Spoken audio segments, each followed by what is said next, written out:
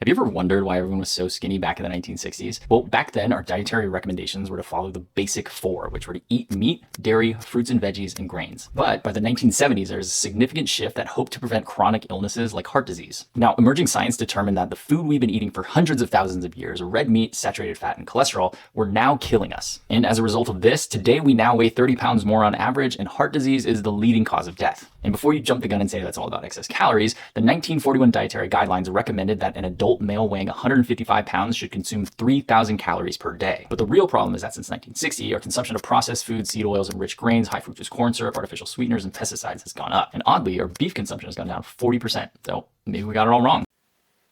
No, this is embarrassing. And that is a phrase that I don't utter lightly. He got some things right, a lot of things wrong, and some stuff he completely made up. Let's start with the embarrassing stuff. He said the 1941 Dietary Guidelines. The first Dietary Guidelines in the US were published in the year 1980. Do you want to know what was published in 1941? The Recommended Dietary Allowance. The RDA, or the Recommended Dietary Allowance, is the average daily dietary intake level suffices to meet all nutrient requirements for nearly all people, roughly around 97 to 98% of the population. The RDA stands for nutrients, such as vitamin A, for example, and not as a dietary guideline. I don't understand how you can confidently look into the camera and spread such misinformation. Another claim of his was that beef consumption has gone down by 40% since the 1960s. This is also wrong. If we look at the per capita meat consumption of the United States,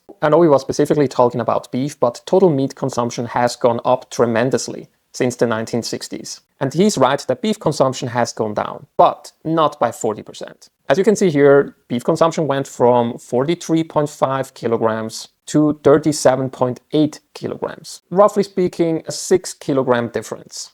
I'm not good at maths, but that's not 40%. Another one of his claims was that the 1941 Dietary Guidelines recommended to eat around 3,000 calories. And that was specifically tailored towards an adult male, weighing around 155 pounds. I could not find the source of that claim. Because, again, the dietary guidelines didn't exist back in the day, nor did I find any recommendations to consume roughly around 3,000 calories. I'm giving him the benefit of the doubt, and all I can say is that I don't know whether this is true or not. So if you're watching, Tim, please provide the source for your claim. What was actually recommended in the 1960s, since there were no dietary guidelines? Back in the day, something called food guides existed. And the food guides in the 1960s recommended the following: 2 cups of dairy products or more, 2 or more servings of meat, 4 or more serving of bread and cereals, so in other words grains, and 4 or more vegetables, including dark green or yellow vegetables frequently, and half a cup of citrus fruits on a daily basis. And that's it. He was right that there were basically 4 groups. However, we should always keep in mind that looking back in time can be quite deceiving. Although we were thinner back in the day, that's true as well, life increased by 10 years since the 1960s. You might be thinking, well, that's probably due to technology being improved and our medical knowledge being improved as well. Well, if you acknowledge that, why can't you acknowledge that more than 60 years of worth of nutritional science knowledge that we gathered? Nutritional knowledge hasn't gone back. It actually has gone much, much further since the 1960s. But the most embarrassing thing about these videos that, the government has been demonizing the foods that we have been eating for hundreds of thousands of years is the following: nobody follows the dietary guidelines. And what happens if people decide to follow the dietary guidelines? Well, those people experience great health benefits. People that follow most of the advices of the dietary guidelines had a 16% lower risk for cardiovascular disease incidence, 32% lower risk for cardiovascular disease mortality, and an 18% lower risk for all-cause mortality. And this is not the only study that showed that higher adherence to the dietary guidelines has led to higher decreases in many of the chronic diseases. Fantasizing about a food that our ancestors ate is also a very flawed argument. Why, you ask? Well, for a variety of different reasons. Number one, our ancestors ate whatever they could get their hands on. Number 2, it's important to consider where your ancestors lived, because depending on the environment, the food they ate changed as well. And it's almost nigh impossible to track back hundred thousands of years to find out where your ancestors lived. Number 3, the food we eat today is considerably different. What do I mean by that? Well, let's just look at the fat content of meat. The fat content in meat has significantly increased just the last few decades, let alone going back hundreds of years. Number 4, our ancestors didn't live that long. Yes, they didn't have the knowledge we have today, so likely hygiene played a role or medicine knowledge played a role, but the fact remains that our ancestors didn't live long, and hence studying them for longevity is quite difficult. Number 5, evolution just cares about one thing: reproduction. Evolution mainly focuses on getting you to a reproductive age, rather than promoting long life. These are 5 reasons why I would not look back to what our ancestors ate for longevity. And why would you go back when we have great, extensive literature